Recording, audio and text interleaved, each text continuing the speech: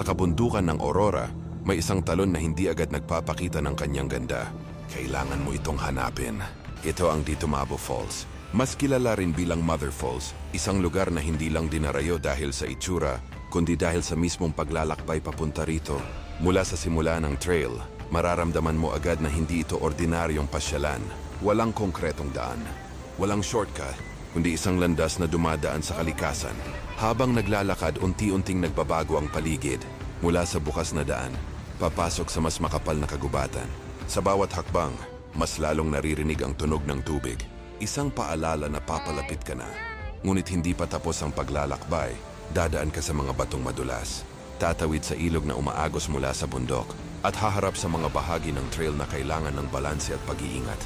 Sa bawat hakbang mararamdaman ang pagod, pero kasabay nito ang excitement dahil alam mong may naghihintay sa dulo.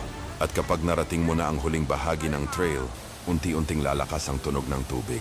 Hanggang sa bigla itong magpapakita, isang napakalakas na buhos ng tubig mula sa taas. Ito ang Ditumabo Falls. Malakas, malawak, at buhay na buhay. Sa unang tingin mararamdaman mo ang lakas ng kalikasan. Ang tubig ay bumabagsak mula sa mataas na bahagi ng bundok at tumatama sa mga bato sa ibaba. Lumilikha ito ng malamig na hamog na bumabalot sa paligid. Sa ilalim, may natural na pool, malalim sa ilang bahagi, pero sapat para maramdaman ang lamig ng tubig mula sa bundok. Para sa iba, ito ay simpleng paliguan. Para sa iba naman, ito ay isang lugar ng paghanga. Isang patunay kung gaano kalakas at kaganda ang kalikasan. Habang tumatagal, mararamdaman mo ang kakaibang katahimikan.